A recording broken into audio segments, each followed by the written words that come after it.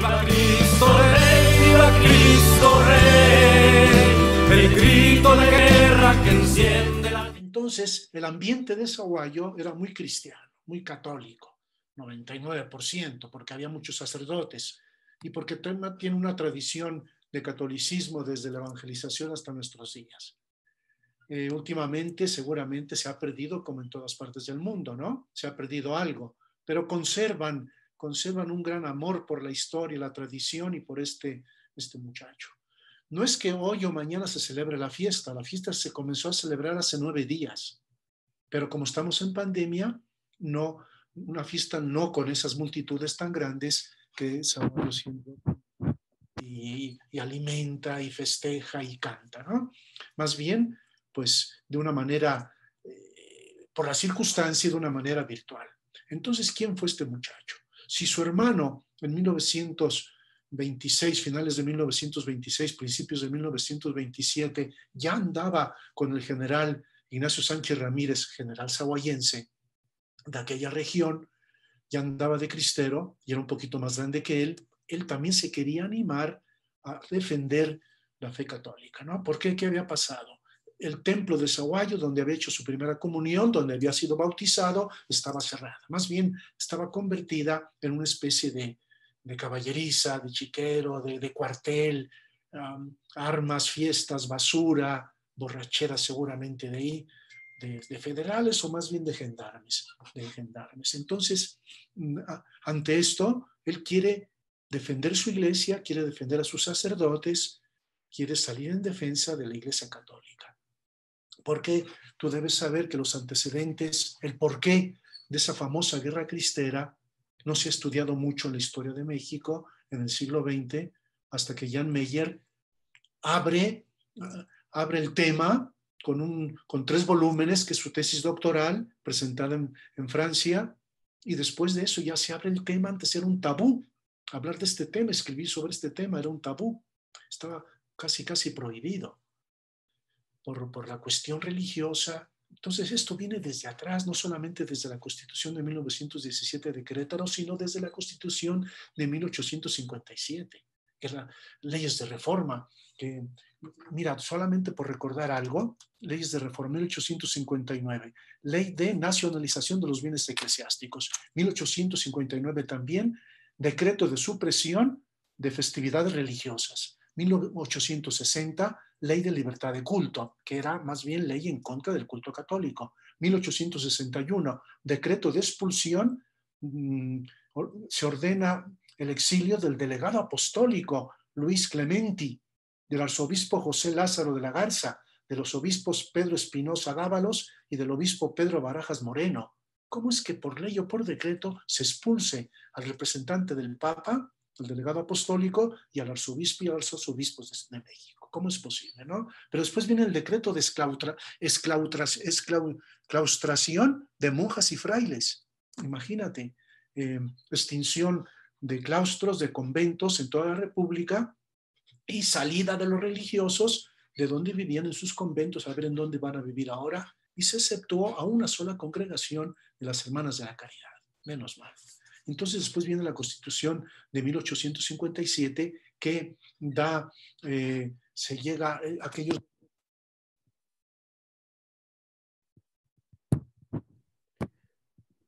Padre, perdón, como que se dejó de escuchar, como que tapa el micrófono, creo que... No. Ahí, okay. ¿Ahora sí se escucha? Sí, ahí se escucha. A lo mejor la señal a veces baja un poco, okay. ¿verdad? Muy bien. Para retomar, entonces, después de esa Constitución de 1857 viene la de Querétaro 1917, y entonces ya queda hasta el presente, leyes realmente, perdónenme la palabra y con todo respeto, anticlericales. Entonces, en 1926, el 1 de agosto hay un pequeño combate en Guadalajara. El 4 de agosto en Sahuayo se cierra el templo y también hay un pequeño zafarrancho de combate. Y ese día hieren a un tío, hermano del papá de José Sánchez del Río. Recibe un balazo en una pierna, ¿verdad? Bueno, finalmente se cierra el templo, el sacerdote es recogido en su casa es curado, pero cuando la noticia llega...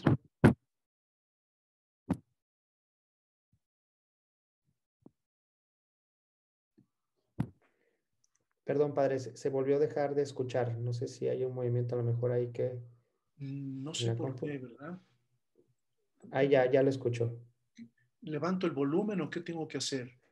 No sé, padre, si a lo mejor en el micrófono de la computadora al momento de moverla con las manos o tapa algo, a lo mejor puede ir, sí, pero es cuestión del micrófono, yo creo, de la Sí, computadora.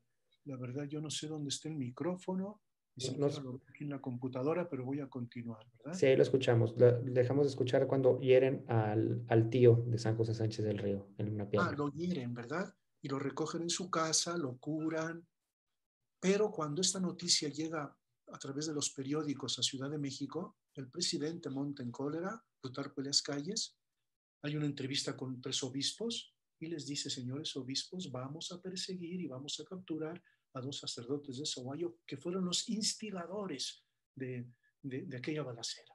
O sea, eso era falso, ¿no? Entonces hay un intercambio de cartas entre los obispos y queda perfectamente claro que históricamente por los hechos no participaron en nada más que recibir un balazo de una bala perdida el tío de José Sánchez del Río. Entonces pasan los meses, se alista su hermano y él pide permiso a sus papás para salir en defensa de su pueblo, de sus sacerdotes, de su iglesia, y sus papás no le dan permiso. Es muy pequeño, tiene 14 años, ¿no? Tiene 14 años, en marzo cumplía 14 años y ¿verdad? Tiene 13 años y va a cumplir 14 cuando comienza a interesarse por alistarse a los cristeros, ¿no? Manda cartas, le niegan, y así pasa el tiempo, ya a sus 14 años, insistió tanto, vieron sus papás que realmente era esa su voluntad, que el papá hace gestiones, se comunica con algunos jefes cristeros, de tal manera que protejan a su hijo, que no le permitan llevar armas, ¿verdad? Que lo tengan de ayudante, que les va a limpiar los caballos, les va a ayudar en la comida, etcétera, etcétera. Pues lo reciben y se va con un compañero suyo, con un Trinidad, salen de Sahuayo de tarde y se van a la región de Cotija, a la región de Río Huertas, que entre Jalisco y Cotija hay unas barrancas, bajan por ahí y finalmente llegan hasta allá y lo aceptan, se gana la simpatía de todos por su espontaneidad, por su fervor, por su servicio, ¿verdad? Por su audacia, yo diría también, en querer participar en combates, pero no le dejan. Después ya le permiten aprender a tocar la corneta, el clarín y llevar la bandera. Para la corneta para dar las señales, las órdenes al pelotón, ¿verdad? Y aprende y entonces finalmente un buen día hay un pequeño combate cerca de Cotija, cerca de San Ángel, entre Cotija y Tinguindín, hay una región boscosa. En aquel tiempo, pues ahí hay un combate, como eran en aquel tiempo, por parte de los cristeros, que era atacar y huir, ¿no? Recogerse. Pues bien, como los federales tenían mejores armas y seguramente ametralladora, con un repaso de la ametralladora, pues hieren, matan al caballo del general y cae, y este muchacho iba en su caballo muy cerca del general, Luis Guízar, y le deja su caballo, mi general tome, que no muchacho, vente, sálvate tú también, no mi general, usted se falta, yo soy pequeño, a mí no me va a pasar nada, yo me quedo aquí. Yo pongo en mi historia que seguramente disparó algunos tiros, pero estoy seguro que no hirió a nadie, no mató a nadie. Si se hubiera manchado las manos de sangre, no hubiera sido ni beatificado ni canonizado. Entonces queda ahí. ¿Por qué digo que no hirió a nadie ni mató a nadie? Esta afirmación es muy importante. Porque si hubiera matado a alguien o al menos herido a alguien, ahí mismo lo acribillan porque ya estaba solo. Y sabemos cómo se comportaban los federales. No hacían juicio, no levantaban demanda ni nada, sino que ahí mismo lo hubieran ajusticiado, lo hubieran acribillado, lo hubieran colgado. Sí, seguramente luego lo insultaron, lo golpearon, le ataron las manos, ¿verdad? Y eso fue el 6, eso fue el 6 de febrero, el 6 de febrero. El único, creo que fue el único combate en el que participó. Y esto es importante. Pero me preguntaste que quién era este muchacho valiente, antes de hablar de su martirio. ¿Quién era? De esa familia que te decía, de formación católica. Se nota que tiene cierta cultura a su edad, porque cómo se expresa, cómo escribe. Había leído revistas católicas, La Cruz, por ejemplo, una revista que su mamá recibía. Daba catequesis en el rancho de sus papás para preparar a los niños para la primera comunión. O sea, es muy interesante en esa jovencísima vida que vivió, lo que alcanzó a realizar. No solamente fue el lanzarse al martirio, ¿no? También participó, pequeño evangelizador, pequeño tiempo de evangelizador, dando catequesis a niños más pequeños que él. Pero también entre los soldados rezaba el rosario, dirigía el rezo del rosario, ayudaba a la misa a los capellanes, algún capellán allá en Río Huertas, le decían el Tarcisio por su fervor, porque imagínate señores grandes, barbones de no sé cuántos años, ante este niño que les invita a rezar, pues caen casi iba a decir de rodillas acompañándolo, ¿no? Se ganó la simpatía, el ejemplo suyo cundió en aquellos hombres que también eran cristianos. Bueno, seguramente había de todo, más o menos practicantes o no, pero sí eran cristianos y fueron a esa guerra a defender su convicción católica, su fe católica. En definitiva, también yo, entre paréntesis, quiero añadir que defendían derechos fundamentales de la persona, ¿no? Derechos fundamentales de la persona para profesar libremente la fe que yo quiero, que me enseñaron mis padres, ¿no? Ya aquellas leyes que mencioné al principio, se hablaba de la libertad de cultos. ¿Por qué los católicos no teníamos libertad de culto? ¿Por qué se nos cerraron las iglesias? ¿Por qué no se podía hacer el matrimonio cristiano, la primera comunión, una procesión? ¿Por qué? Entonces yo voy en defensa, o este muchacho va en defensa de leyes fundamentales, o derechos fundamentales de la persona. Esto es muy importante, ¿verdad? No es un fanatismo, no es un fanatismo. Entonces, esta era la personalidad de este muchacho, ¿no? Entonces te dije que lo toman preso el 6 de febrero, llega la tarde porque los caminos en aquel tiempo, ir de ahí a Cotija a caballo, pues se tarda, ¿no? Entonces ya a Cotija llegan de tarde, de noche, lo encierran en la cárcel de Cotija, que se conserva ese lugar, con unos muros impresionantes de piedra y mampostería, y ahí escribe una carta a su mamá, hermosísima carta, que seguramente conocen ustedes, y que la podríamos leer en un momento de esta entrevista, ¿verdad? Y al día siguiente se lo llevan a Sahuayo, pasa por Jiquilpan. Se dice que ahí había señoras lavando ropa, ¿no? Se acercan a dar agua a los federales o a los presos, que llevan 2 presos ahí, 2 muchachos, 2 niños, y en ese momento entrega la carta a la mamá de este muchacho, de José Sánchez del Río, y por eso se conserva esa carta. Entonces llegan a Sahuayo el día 7, y lo encierran en la iglesia, porque seguramente la cárcel de Sahuayo estaba llena de gente, era muy pequeña, y en la iglesia entrando a mano izquierda, estaba el baptisterio, un cuarto mediano, más bien pequeño, y ahí lo encierran. Donde había sido bautizado, junto a la pila de su bautizo, ahí fue su cárcel. Estuvo encerrado, pero podía salir al presbiterio, al interior de la iglesia. Sobre todo durante el día, pues se podía caminar, dar unos pasos siempre dentro de la iglesia.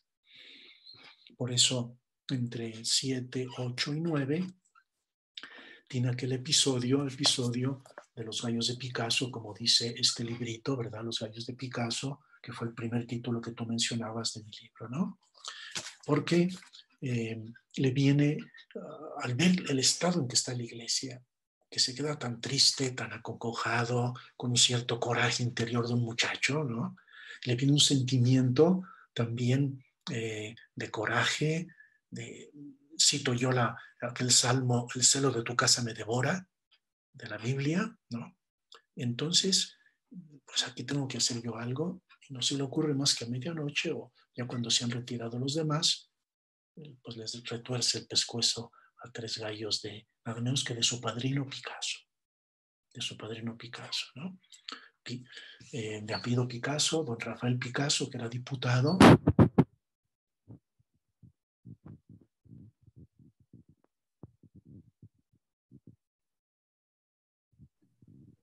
Perdón, padre, se volvió a dejar de escuchar.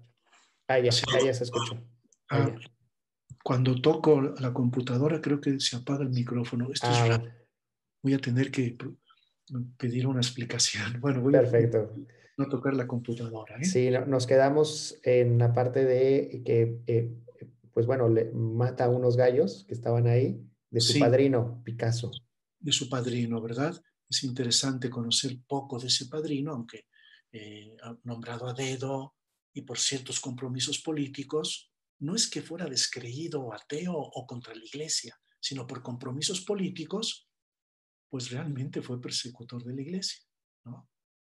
Y entonces lo encierran, piden un rescate a su familia de 5,000 pesos oro de aquel tiempo que no alcanzaron a recoger, a juntar, y también Picasso por lo visto había dicho, aunque me paguen los 5,000 pesos de oro en las barbas de su padre, este muchacho, porque no se rinde, porque dice que regresará con los cristeros, ¿no? Porque no quiere ir al colegio militar, que yo lo mandaría, o a los Estados Unidos para su formación militar, porque es muy valiente, ¿no? Y así fue como esos pocos días, esas pocas noches que pasa ahí, recibe visita de una tía que le llevan alimentos, una de sus tías le lleva la comunión, importantísimo, que recibió la comunión como si fuera su viático hacia la muerte, nada menos que Jesús, Eucaristía, y esto es muy bello, muy importante en esta historia de este mártir. Y llega el día anterior, el mismo día 10 de febrero, lo sacan de la iglesia, todavía de día, de tarde, delante de él ahorcan a su compañero Lázaro, que lo suben, ¿verdad?, del cuello, lo ahorcan, y por lo visto le viene un síncope a este muchacho del miedo, del susto, de la impresión, queda tieso como si estuviera muerto, lo bajan creyendo que está muerto y lo mandan al cementerio. Y sabemos que ya revivió, se repuso, y el que cuidaba el cementerio, don Luis Gómez, pues lo curó un poco con árnica, le dio de comer y ya en la noche se escapó, ¿verdad? Y este muchacho, al ver a su amigo, que según lo creían todos, había muerto, había sido ahorcado, se queda triste, dice, pues ahora me toca a mí, yo aquí estoy ya dispuesto, viva Cristo Rey, nunca ha sido tan fácil ganarse el cielo, y se lo llevan otra vez al templo. Pero ya había orden de asesinarlo, Llega la noche, la orden que dio Picasso es llévenselo al cementerio y ahí ya lo mátenlo, pero a cuchilladas. O sea, ningún tiro porque no quiero que los demás se enteren, que el pueblo, que es muy mitotero, decía, se entere, ¿no? Efectivamente, llega la noche, más o menos a las 8 de la noche, su tía le lleva la cena, le lleva la comunión, porque le había escrito también una carta a su tía, en donde con una frase le pidió otra vez la comunión, y fue también la última comunión que recibió, pues con cuánto fervor, ¿verdad? Con su fe en Cristo Eucaristía, en el mismo lugar donde él había sido bautizado, ni siquiera en el comulgatorio, porque todo está manchado. Y pues llega medianoche, lo sacan del templo y lo hacen cruzar por enfrente de la plaza hasta un costado de una cuadra, hasta un mesón, en ese mesón, pues le preguntan, oye, ¿ya te llegó tu hora? ¿O reniegas tú de lo que estás gritando? ¿O terminas tú aquí tu vida? ¿No? Y el muchacho dice, viva Cristo Rey, viva la Virgen de Guadalupe. Lo ponen en una mesa, le quitan los zapatos, le hacen unas heridas en la planta de los pies. Yo creo que las heridas fueron más bien en este sentido, más que desollarle la planta de los pies, porque pues, para desollar la planta de los pies hace falta casi una operación quirúrgica, ¿no? Y estos pues, eran unos brutos, unos muchachos brutos, ¿no? Entonces le hacen unas heridas. Después de esto, después de insultarlo, golpearlo, ya casi a medianoche lo sacan caminando, deja huellas de sangre, hay testimonios de un muchacho que su papá le mandó al día siguiente limpia con agua, tira unos baldes de agua porque está muy manchado ahí enfrente de su tienda, ¿no? En el portal. Entonces sí hay un testimonio de que sí dejó huellas de sangre. Cuánto sufrimiento de noche. En aquel tiempo las calles eran empedradas, cuánto polvo, arenilla, piedritas, ¿no? Y va pisando con eso hasta llegar al cementerio. Son unas cuadras hasta a la salida del pueblo. Y ahí ya cerca de una fosa que ya estaba preparada, porque él no cavó su fosa, ahí delante del único testigo fue Luis Gómez, que estaba esperando que llegaran esta gente malvada. Y ahí, siguiendo la orden de Picasso, con puñales, con dagas, pues lo hieren varios señores, los que eran en ese pequeño pelotón, entre ellos un vecino mío, Rafael el Zamorano, y otro señor también de cierta fama, la Guada, pues le hieren en todo el cuerpo, pero nunca le llega al corazón, a los pulmones o al hígado, ¿no? Entonces va apagándose su voz, sigue gritando, ¡viva Cristo Rey! ¡Viva Cristo Rey! Y entonces llega un momento en que ya cae al suelo, ya está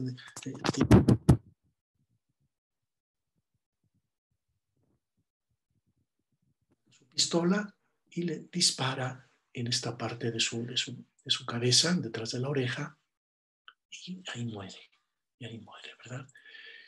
Hago un paréntesis, me imagino yo que mi vecino, yo vivía aquí, pared con pared, en esta casa, Rafael Gil Martínez, el zamorano, le dio ese balazo apiadado ya para que no siga sufriendo, ¿verdad? No creo que haya sido con odio. Tendrían sus 18, 20 años, 21 años, no más, ¿verdad? Les había tocado trabajar como gendarmes, no eran federales, no eran soldados, no eran militares. Y yo creo, por otra parte, uno de los primeros milagros de este mártir fue la conversión de sus verdugos. Porque yo entrevisté a Rafael el Zamorano, se hizo amigo de sacerdotes, iba a la misa, iba al templo. Su hijo menor, que era de mi edad, en paz descanse, hizo su primera comunión, y está el Papa, se ve la fotografía del día de su primera comunión, ahí está su papá, el Zamorano. O sea, no eran ateos, no eran anticlericales. Les tocó trabajar ahí, les tocó obedecer aquel mandato de matar al muchacho, de martirizar a ese muchacho. Y el otro era bastante malucho, era bastante mal portado, la Guada, su forma de hablar, muy peleonero, recibió varias veces balazos en su cuerpo, uno de ellos acá le rozó por la cabeza. Pues él dice que también se encomendaba a la Virgen de Guadalupe, se persinaba, en fin. Creo yo que uno de los milagros pues, fue la conversión de sus verdugos. Y así termina la vida de este muchacho. Pero es interesante cómo pues, lo empujan a la fosa que ya estaba preparada, echan un poco de tierra encima, se van. Luis Gómez, el sepulturero, impresionado de aquella infamia, ¿no? De aquella injusticia, de aquel asesinato, pues les dice, bueno, ya termino yo lo sepulto. Se van y lo dejan solo. Y entonces, ¿qué hace? Inmediatamente cuando se van ellos, ya no hay nadie ahí fuera, sale del cementerio, va a buscar a aquel sacerdote que habían herido a Ignacio Sánchez, hermano de su papá. El sacerdote viene, sacan el cuerpo, lo limpian, y había traían unas sábanas para envolverlo, le hacen unos responsos, es decir, le hace una sepultura cristiana, y esto es muy bonito, pero con cuánta tristeza de ver a su sobrino acuchillado, ensangrentado y muerto. Pues le hace una sepultura cristiana, y lo envuelven en esa sábana que te he dicho, y en una botellita de cristal, en un papelito ponen su nombre, José Sánchez del Río, ¿verdad? Y ahí lo envuelven y se lo ponen. Y entonces sí, ya lo entierran. Ya se hace de día, se van, ¿verdad? Se dice que algunas personas al día siguiente van a ver si recogen un poco de sangre del mártir. Otras personas pues seguramente no recogieron la sangre de las huellas. Pero desde el primer día se comenzó a difundir la fama de martirio. Es decir, murió en defensa de su fe y murió en razón de su fe. No tanto porque había participado en esa guerra cristera, ¿verdad? No tanto por venganza de que había matado a alguien como miembro del ejército cristero, no. Entonces, a partir de ahí se comenta, sabemos cómo terminó la guerra, ¿verdad? Sabemos que participaron muchos en mi pueblo, fue un lugar importante porque también hubo 27 cristeros mártires, mártires ajusticiados en el atrio del templo, nada menos que 27. Aquello sí fue un reguero de sangre. Ese mismo día llovió, cayeron las flores de una bugambilia y por las calles corría el agua, al principio con bastante sangre, ¿no? Como si la lluvia hubiera lavado la sangre de aquellos mártires. Se les llama mártires cristeros, pero su causa no está introducida porque todos eran soldados, cristeros, que habían participado en muchos combates. Pues esta es la historia del martirio, ¿no? Y te decía que yo desde pequeño me interesé por esta historia porque mi tía abuela me llevaba de peregrinación al Cerro del Cubilete. Ella había sido de las brigadas femeninas Santa Juana de Arco. Se llamaba Adela Cervantes Prado, hermana de mi abuelo.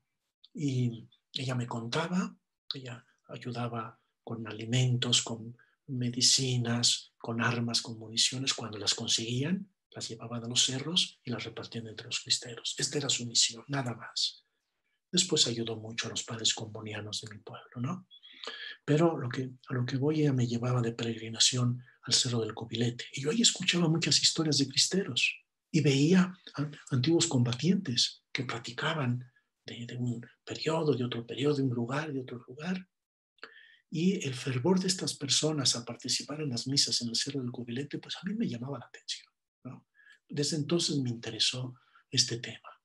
Pero también me interesó por otra razón, porque en aquel año, 1928, mi madre, que tenía 8 años, había nacido en 1920, y por cierto, en noviembre acaba de cumplir 100 años de edad, mi madre hizo su primera comunión de forma clandestina, no en la iglesia, no con un traje blanco, no con una vela en la mano, no con una coronita de flores en la cabeza, no con un vestido elegantísimo, no, sino que después de unas horas de la noche, mi abuela la despertó: vente hija, tu vestidito del día anterior, un poco de peinado, y se la lleva de la mano. Llegan a una casa, de esa casa salen por la puerta de atrás y llegan a una segunda casa que era la casa del padre Luciano. Y ahí ya estaba el padre Luciano esperando para celebrar la misa de primera comunión de unos niños y niñas. Serían 5 o 6, no llegaban a 10 niños y niñas, ¿no? Y mi madre tiene ese recuerdo de su primera comunión. No tuvo desayuno o festejo, banquete ni nada, ni regalos, ni siquiera un recuerdo de una estampita de su primera comunión, pero dice que su recuerdo es la Eucaristía. Es Jesús Eucaristía, como el gran tesoro y el gran regalo que también recibió José Sánchez del Río la misma noche de su martirio. Y pues esta es la historia tan interesante de este gran mártir, ¿verdad?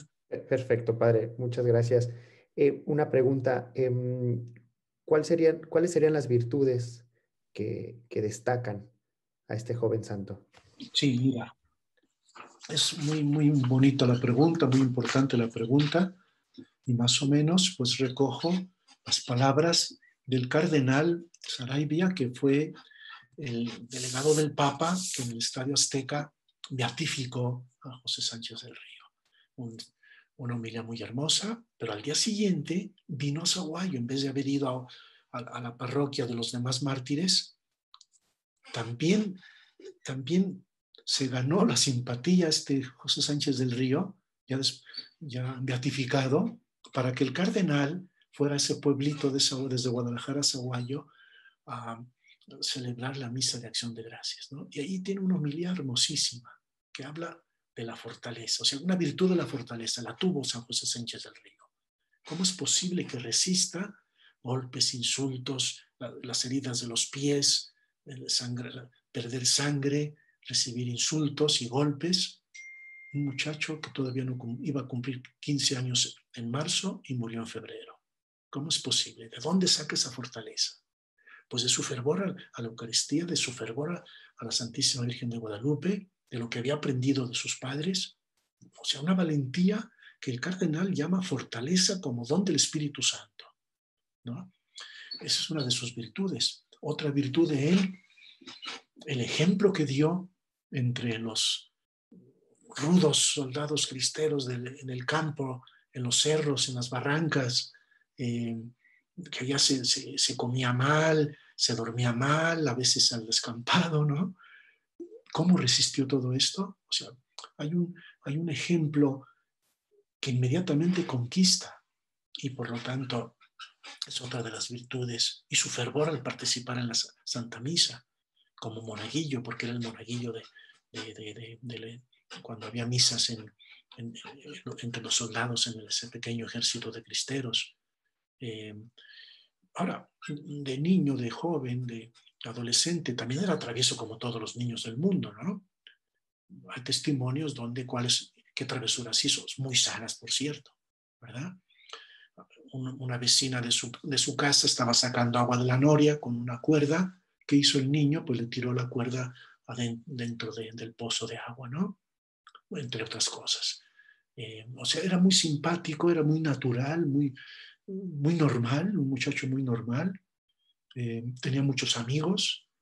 Claro, yo escuchaba de niño que la gente ya más grande que yo nací en 1950, él murió en 1928, pues gente de su edad decían, era mi amigo, yo lo conocí, muchas muchachas decían, era mi novio, típico de los pueblos, ¿verdad? Es normal, ¿verdad? Entonces es la naturalidad humana de ese muchacho. Por una parte, una formación integral, yo diría, porque formación cultural, su forma de escribir, su forma de expresarse, leer, etcétera, etcétera, conocer un poco las noticias que llegaban de México con esas leyes anticlericales, y después formación humana, su empatía, todo el mundo quería ser amigo de él, no tuvo enemigos, seguramente alguna riña, algún pleito normal, en los pueblos se tienen así, ¿verdad?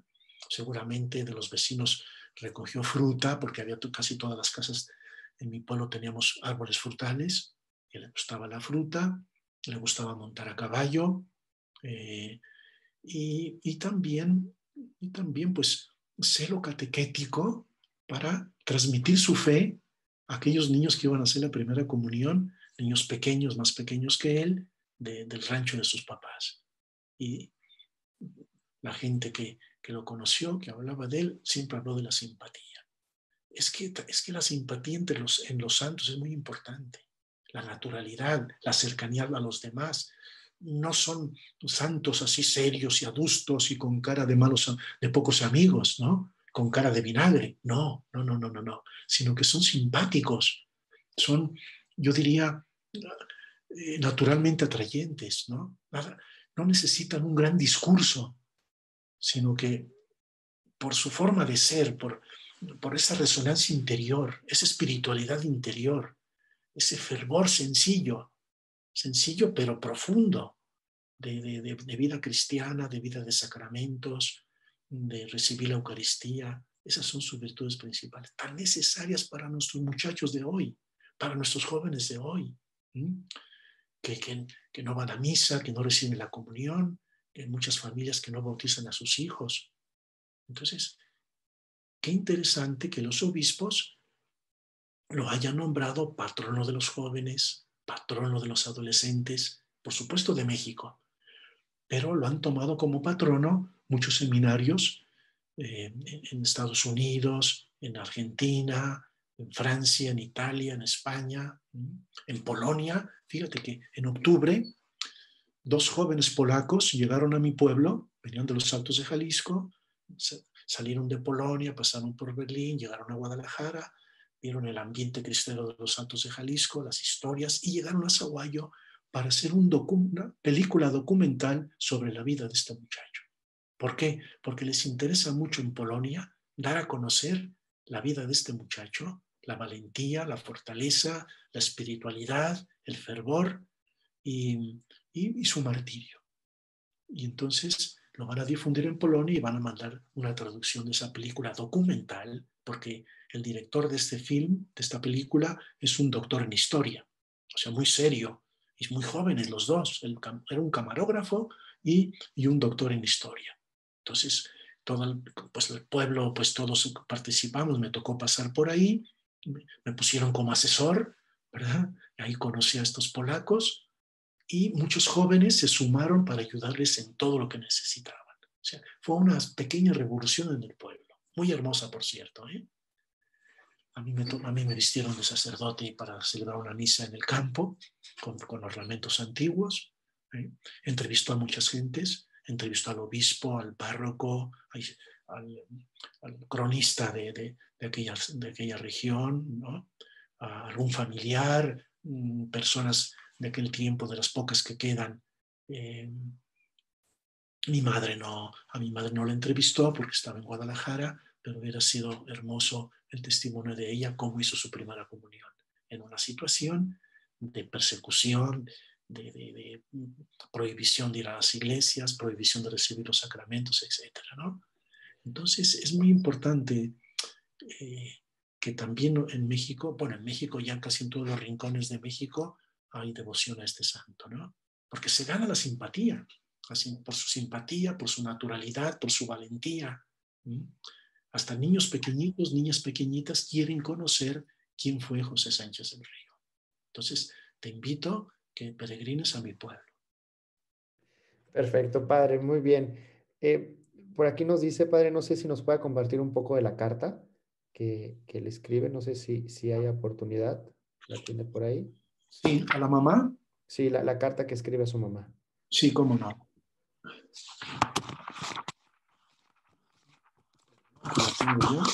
Nada más recuerda que ahí tenemos una situación con el micrófono, entonces con la computadora.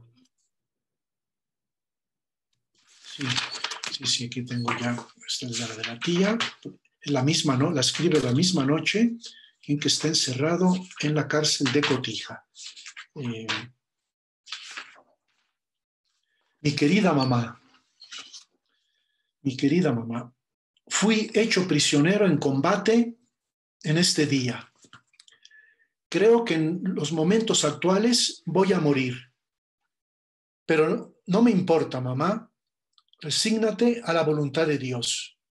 Yo muero contento porque muero en la raya al lado de nuestro Dios. No te apures por mi muerte, que es lo que me mortifica.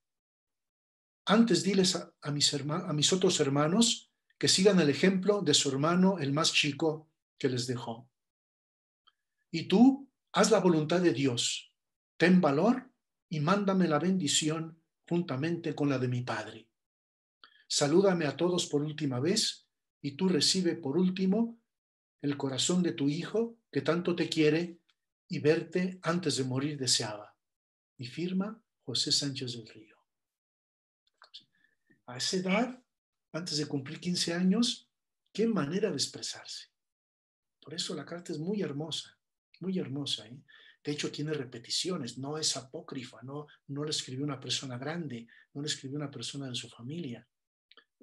A mí me gusta mucho, que a mí me gusta de vez en cuando escribir, pues seguir el ejemplo de directamente habla de su situación y anima a su mamá. Lo que más está sufriendo es que su mamá está preocupadísima y está sufriendo por su hijo tan querido. Muy Así bien, es. padre. Muchas gracias. Sí, ¿Nos puede platicar un poquito de sus libros, dónde se pueden conseguir? Em, sí, mira, yo los tenía ahí en Beitiala, en Monterrey, pero se agotaron enseguida. Voy a mandar más, ¿verdad? Los pueden conseguir en internet, en Amazon, esta edición, ¿verdad? O esta edición también en internet, en Amazon, la italiana, pero sobre todo por la española, ¿verdad? Ahora, son han sido 6 ediciones ya. O sea, la primera que tú mencionabas, Los Gallos de Picasso, la segunda en Madrid, con el título El Niño Testigo de Cristo Rey. Pero a los obispos, sobre todo al obispo de Zamora, y yo estoy de acuerdo con él, el título de niño no le gusta. Es decir, ya no era niño, ya era un adolescente, ya era un joven. Además, en los pueblos se madura antes, yo diría, que en las grandes ciudades, ¿no? Porque se sale a la calle, se va al campo, ¿no? Etcétera, etcétera, ¿verdad? Entonces, tiene que ser un ejemplo para los jóvenes. Por eso, yo no sé polaco, pero el título polaco, voy a ver si sus amigos polacos me sugieren un título. Me gustó mucho esta edición en polaco porque lo publicaron en Polonia 15 días antes de la canonización. Fue muy hermoso, ¿verdad? Y un historiador después de la canonización, un historiador, profesor en Roma de nuestra universidad, dijo: padre, yo he escrito algunos artículos sobre José Sánchez del Río, se los voy a mandar para que me dé su opinión. Y yo le regalé mi libro y lo leyó, le gustó mucho y me propuso traducirlo y lo tradujo, y esta es la edición italiana. Pero claro, enriqueció los pies de página porque él es historiador de carrera, es profesional de la historia. Y le dije que me corrigiera como profesor de historia, más que corregirme, puntualizó algunos pies de página o enriqueció, podríamos decir así, desde el punto de vista de un catedrático de historia. O sea, por lo tanto, yo quedé muy contento con este gran profesor, ¿no? Y yo lo leo ya mucho en italiano. Perfecto, padre. Aquí hay dos preguntas últimas ya para ir cerrando. La primera es sobre la conversión que usted ve en los verdugos, ¿no? Usted hace unos días me platicó que incluso conoció al que le dio el disparo. Usted lo conoció ya, o sea, seguramente de niño y de sacerdote, y platicó con él. Sí, mira, es que era mi vecino. Yo entraba a su casa, a su patio, a jugar con su hijo, que también se llama Rafael. Fuimos muy amigos, de la misma edad. Y un día, cuando yo era pequeño, no sabía que le había dado el disparo, ¿no? No sabía que había sido de los gendarmes. La gente sí, la gente mayor sí lo sabía, pero nunca se comentaba de esto. Entonces yo entraba, veía en su mesa de trabajo, tenía muchas tierras este hombre. Este era el encargado de pagar a los demás, el encargado de la bolsa para pagar desde el municipio, desde el gobierno municipal del pueblo, para pagarle a los demás gendarmes. Y por cierto, la guada, el otro, a veces metía la mano en la bolsa y se robaba el dinero. Él lo cuenta así, ¿verdad? En otra entrevista que me encontré también editada. Entonces, sin saber quién era, pues yo entraba y salía, veía pistolas ahí en su mesa, en su cajón, nunca las toqué yo, por supuesto. Y ya después, como sacerdote, yo tardé 10 años en conseguir la documentación para mi libro. Iba poco a poco, no tenía el tiempo. Ya siendo sacerdote, estando en otros países, no tenía el tiempo, ¿verdad? Pero regresé a México en 1994. Y entonces ya más seriamente, siempre que iba yo a visitar a mi familia, iba yo con don Rafael. Y un buen día, oye, don Rafael, ¿le puedo hacer unas preguntas? Sí, cómo no, padre, cómo no, sí. Nos sentamos, se sienta aquí, yo me siento ahí, su hijo aquí, de mi edad, y le hago unas preguntas. Cuénteme usted de la guerra cristera. Y me habla en aquel, un episodio de allá, los hicimos correr, allá les hicimos no sé cuántas bajas, ¿verdad? Allá creo que colgamos a no sé cuánto, o alguno. Y así me hablaba de muchos episodios, de otros personajes, pero nunca mencionaba a José Sánchez del Río. Jamás. Entonces, ya después de un buen rato de conversación y de preguntas y de respuestas, se me ocurre a mí decirle, oiga, don Rafael, ¿qué me cuenta usted de José Sánchez del Río? Pues mira, apenas pronunció este nombre, miró hacia el suelo, cerró su boca y se quedó sin hablar. Ya no me dijo nada. Y su hijo, que estaba ahí a mi lado, oye papá, pero cuéntale al padre, mira que está terminando un libro, cuéntale. Entonces, ahí fue donde yo pensé que ese señor se convirtió, que ese señor llevaba un resentimiento, llevaba un arrepentimiento, llevaba una carga en su interior. Hombre, asesinar a un muchacho es muy pesado, eso es muy grave, ¿verdad? Dios lo perdona, por supuesto.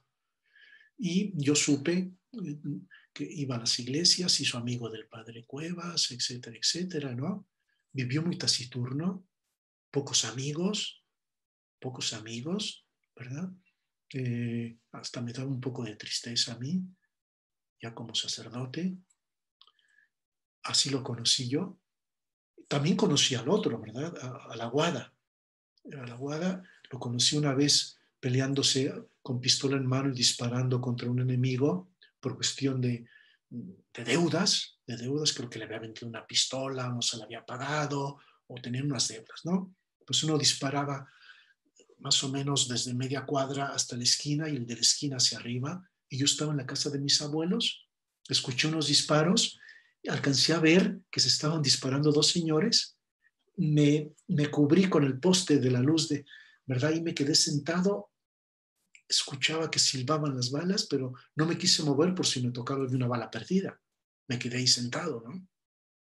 Hasta que el que tiraba hacia arriba, porque la calle sube un poquito, le dio un disparo en la ingle, en la pierna de la Guada, cayó al suelo y comenzó a gritar, ya me mataron, ¿no? Así medio desesperado, ¿no? Pero no murió, simplemente quedó herido, ¿no? Ya después nos acercamos a ver, ya llegó la gente a recogerlo para llevarlo a un hospital, etcétera, etcétera, ¿no?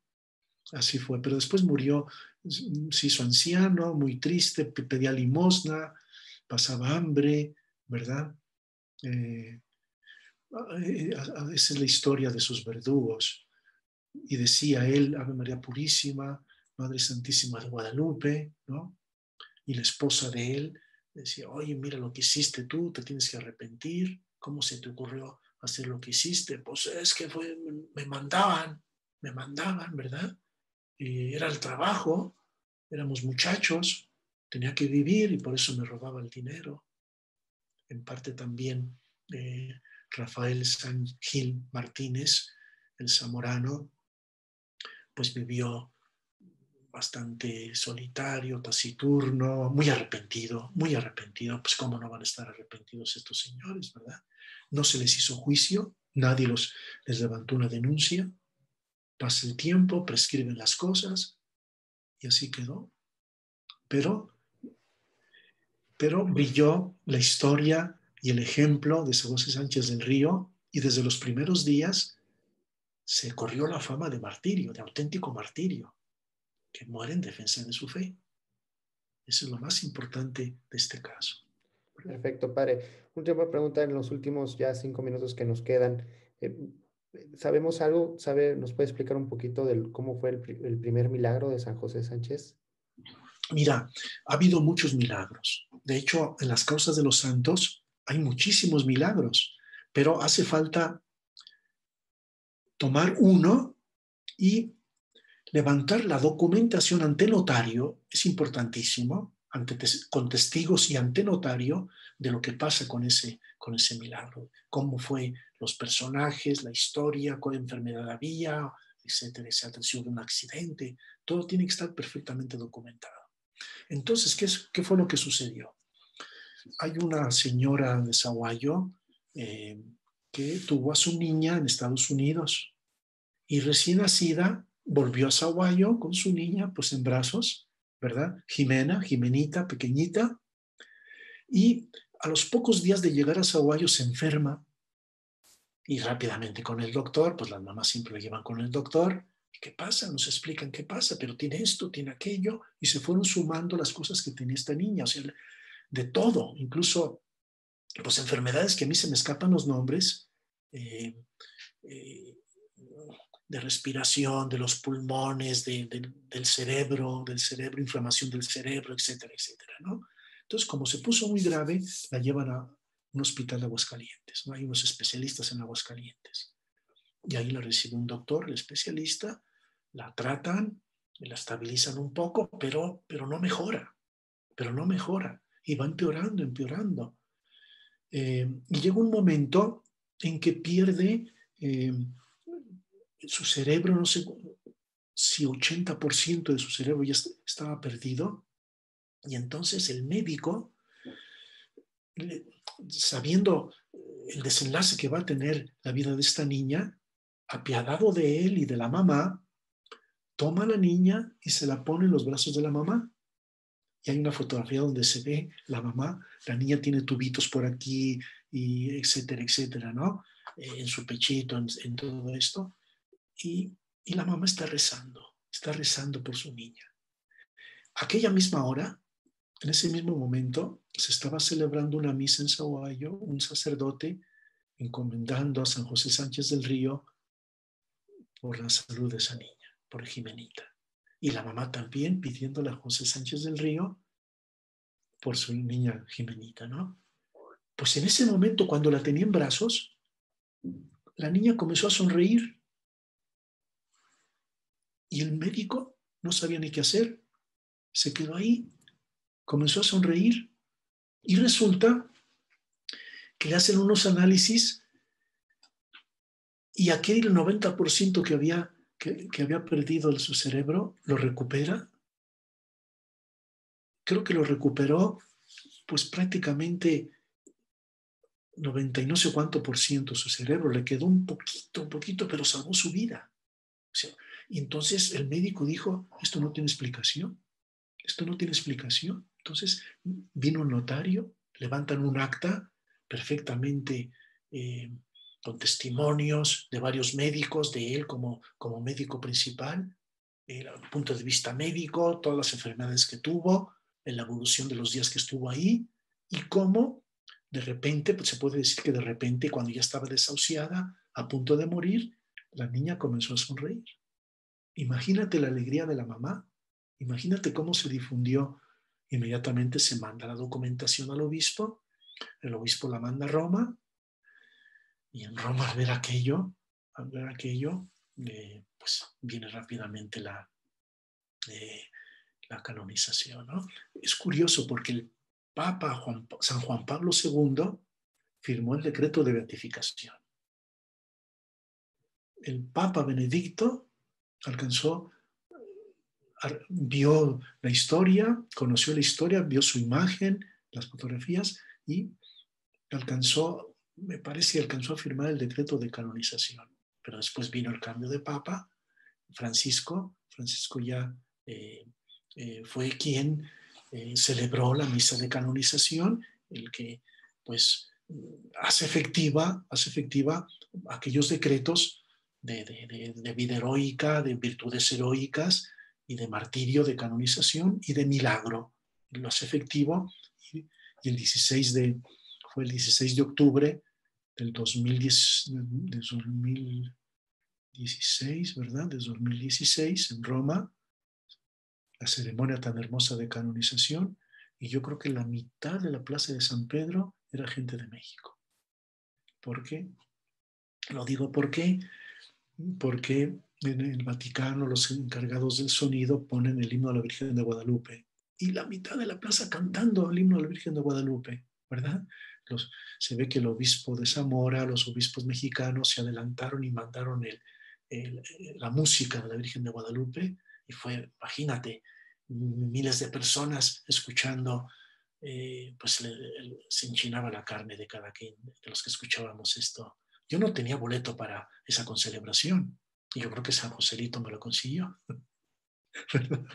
San Joselito, ahí conocí a una chica que se llama Paulina Sánchez del Río, que lleva el apellido de este niño porque su abuelo, hermano de José Sánchez del Río, su abuelo Miguel, que después fue militar. Y no conocía la historia de su tío abuelo, no la conocía. Yo, por supuesto, que la saludé, me contactó, le regalé mi libro, enamoradísima de su niño, de su pariente mártir, santo, y tampoco tenía boleto, y después estuvo en primera fila esta chica mexicana que vive en Madrid. Una cosa muy hermosa, o sea, son diosidencias, o sea que uno va descubriendo la mano de Dios en pequeños detalles. Yo estoy seguro que desde el cielo maneja esos hilos los santos y los mártires, ¿verdad? Perfecto, padre. Pues muchas gracias por compartirnos. Mañana pues es el día de San José Sánchez del Río, 10 de febrero. Es patrono del ESID, lo tenemos como... Patrono del ESID, gran patrono del ESID, sí. Así es, entonces pues ojalá que esta charla, lo que nos ha compartido, pues nos ayude a celebrarlo mañana, a compartirlo con nuestros hijos, con nuestros amigos y a difundir la devoción de este santo mexicano. Mira, yo tengo un sueño. Mucha gente llega a Sahuayo, solamente hay 1 o 2 hoteles decentes, muy poco, no cabe la gente, y si llegan grupos del ESID no tienen en dónde hospedarse. Mi sueño es hacer un lugar de peregrinación para jóvenes y para niños del ESID, niños y niñas del ESID, ¿no? Y con su capilla, todo. Tengo ese sueño. Entonces, ya pediré yo un ladrillo a cada miembro del movimiento y a cada niño del ESID, un ladrillo. Entonces yo le voy a pedir un milagro a San José Sánchez del Río. Te confieso, este sueño no hace falta difundirlo, ni mucho menos, ¿no? Pero es un sueño que yo tengo porque de ahí nos pueden venir incluso vocaciones para la vida consagrada, para los monjitas o para los consagrados del mundo entero, ¿no? Para las diócesis, porque también es patrono de los niños, de los catequistas, es patrono de los monaguillos, es patrono de la adolescencia y juventud mexicana. Pues muchas gracias por invitarme, ¿eh? Y les mando yo un saludo y una bendición. Perfecto, pues muchas gracias, padre. Rey, viva San José Sánchez del Río. Viva. Muchas gracias, padre. Pues que tengan todos una muy buena noche y nos encomendamos a San José Sánchez del Río.